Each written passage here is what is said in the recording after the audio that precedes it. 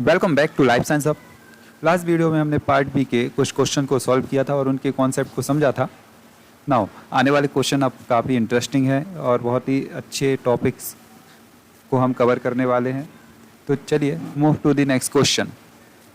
सो question है, which one of the following statement for the lac operon in E coli is incorrect. आपको incorrect बताना है lack operon के बारे में।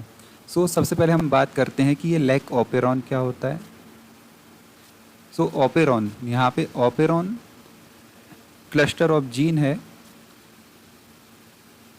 क्लस्टर ऑफ जीन्स यानी एक से ज़्यादा जीन प्रेजेंट है जिनका एक्सप्रेशन एक सिंगल प्रमोटर के द्वारा होता है।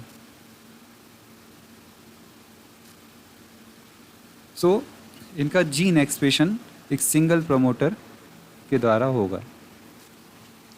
और लैक क्या है यहाँ पे? लैक्टोज। सो इस ऑपेरॉन में जितनी भी जीन होंगी वो लैक्टोज के मेटाबॉलिज्म को रेगुलेट करते हैं। तो ये लैक ऑपेरॉन आप समझ गए। सो लैक ऑपेरॉन में क्या क्या रहेगा? सो लैक ऑपेरॉन में 3 जीन रहेंगे, lac Z, lac Y and lac A. ये 3 जीन्स होते हैं। और क्या क्या होता है?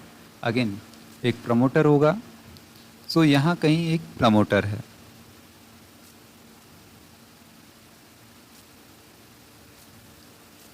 एक होता है ऑपरेटर।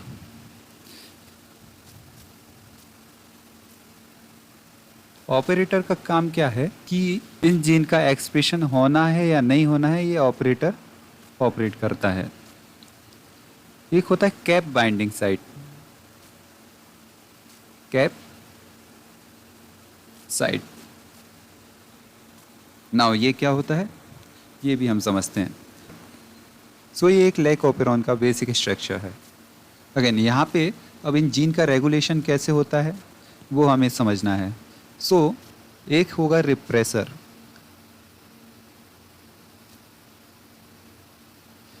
ये रिप्रेसर बाइंड करता है ऑपरेटर से। इससे क्या हो रहा है? अगर रिप्रेसर बाइंड है ऑपरेटर से सो इन जीन्स का एक्सप्रेशन नहीं होगा।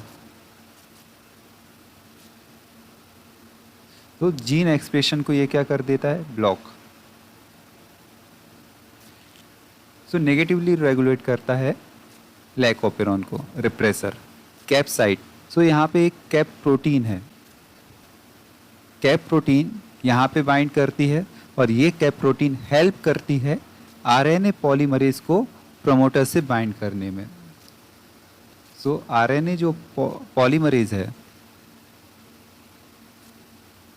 कहाँ बाइंड होता है? प्रमोटर से। सो ये कैप प्रोटीन आरएनए पॉल को बाइंड करने में हेल्प करती है। अगर यहाँ कैप बाइंडेड है तो आरएनए पॉल यहाँ पे बाइंड हो जाएगा। नाउ सो इतना आप समझ गए। नाउ इन जीन्स के बारे में भी हम समझ लेते हैं। सो यहाँ पे लैक्जीन, लैक्जीन एक्सप्रेस करती है बीटा गैलेक्टोसाइडेज एंजाइम को।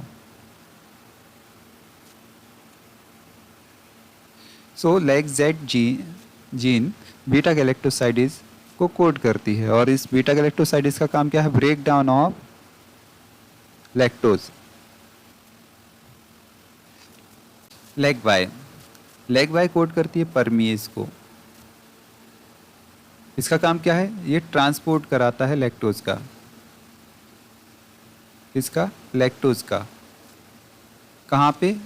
इनटू दी सेल, सेल के अंदर ये लैक्टोज को ट्रांसपोर्ट कराता है। लैक ए, लैक ए जीन ट्रांस एसिटाइलेज एंजाइम को कोड करती है। ट्रांस एसिटाइलेज एंजाइम का काम क्या है? ये एसिटाइल ग्रुप को ऐड करता है। कहाँ पे? बीटा गैलेक्टोसाइड्स में। इतना आपको समझ में आ गया। अब हम कुछ और चीज़ें समझते हैं। सो ये जो कैप प्रोटीन है क्या नाम है इसका? Catabolite activator protein. So catabolite activator protein acts as a glucose sensor.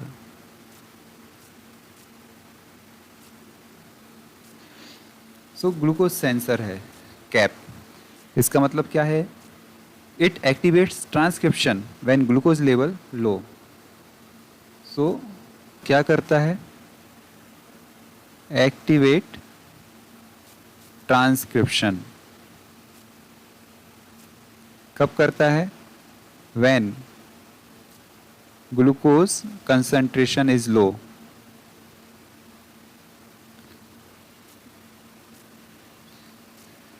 सो ये ग्लूकोज सेंसर भी है। सो कैसे सेंस करता है ये ग्लूकोज को? So senses glucose indirectly through hunger signal cyclic AMP. So cyclic AMP का कंसंट्रेशन अगर बढ़ गया तो ये कैप जो प्रोटीन है वो बाइंड कर जाएगी कैप साइट पे और आरएनए पॉल को बाइंड करने में हेल्प करेगी, इनिशिएट करेगी ट्रांसक्रिप्शन को, जिससे कि ये लैक ऑपेरॉन है वो एक्टिवेट हो जाएगा। दूसरा repressor. Repressor acts as a lactose sensor. और ये लैक्टोज को इनडायरेक्टली सेंस करता है। इनडायरेक्टली सेंस करता है मतलब ये लैक्टोज को इसके आइसोमेरिक फॉर्म में सेंस करेगा। कैसे? Allolactose. So this allolactose bind to the repressor. Allolactose bind करेगा रिप्रेसर से और ये ऑलरेडी बाइंडेड रहता है ऑपरेटर से रिप्रेसर। सो यहाँ पे रिप्रेसर ऑपरेटर में बाइंड नहीं कर पाता अगर एलो लैक्टोज अटैच्ड है रिप्रेसर में। अब ऑपरेटर बाइंड नहीं है तो आरएनए पॉल इनिशिएट कर देता है transcription of these genes. Now अब की पॉइंट समझते हैं कि कैसे ये पूरा ऑपेरॉन रेगुलेट हो रहा है। इतना तो समझ गए होंगे कि ये रेगुलेट होगा ग्लूकोज और लैक्टोज की कंसंट्रेशन पे।